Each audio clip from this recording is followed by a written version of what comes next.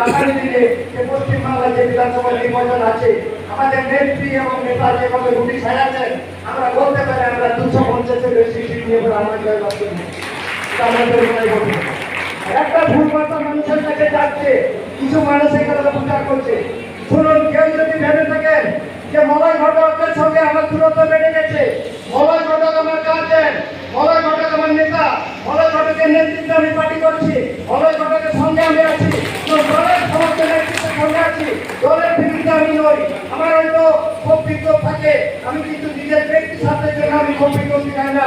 আমি কিন্তু নিজের এলাকার ডেভেলপমেন্টের জন্য, নিজের এলাকার কাজের জন্য যেটুকু খুব বিক্ষোভ দেখায় সেইটুকু আমি দেখাই। বাকি আমার পার্টির প্রতি আমার কোনো ইয়ে নেই, আমার দিদির বা অফিসে বন্ধুবান্ধব কোনো লাভ নেই। এই জন্য আমি একটা কথাই বলবো, বেশি বিতর্ক বাড়িয়ে লাভ নেই। আমি আমার নেতৃত্বকে একটা কথাই বলবো, যে কাজগুলো আমাদের যেখানে ভাবনা আছে সেই কাজগুলো যাতে আমাদের পরিচয় হয় বিধানসভার আগে, তাহলে আমাদের খুব ভালো হবে। এবং আমরা প্রাইভেটে আরো আমাদের জেলা সভাপতি হিসেবে কিছু আলোচনা করবো, সেইটা আমাদের এখানে দেওয়া যাবে না, সেইটা আলোচনা করে পারি আমাদের ব্লকে যদি এই সঠিক করে যদি আপনারা আমাদের আলোচনা করে পারি, আমি এটা নই 2-4 জনকে নিয়ে করে বসবো, তাহলে আমাদের ব্লকটা আরো স্ট্রং হবে।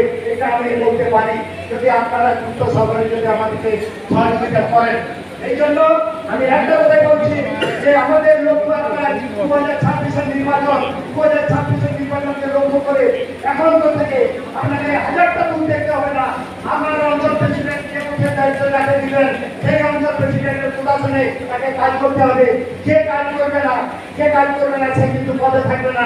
এইটাই কিন্তু আমাদের ডিসিশন হয়েছে। এবং তাকে বলবে তাকে তুলে আনতে হবে, সে নতুন লোক হতে পারে, তাকে তুলে নিয়ে আনতে হবে। নতুন পুরনো বলে বলে আমাদের কিছু নেই। আমরা চাই একসঙ্গে দেখে বেড়ে কাঁধে কাঁধ মিলিয়ে 2020 সাল থেকে যেভাবে আমরা লাগাতার জয়লাভ করে যাচ্ছি এবং 2026-এ সেই জয়লাভ দিয়ে পরে তারপরে আমাদের আমাদের পঞ্চায়েত নির্বাচন আছে, আবার 29-এর লোকসভা নির্বাচন আছে।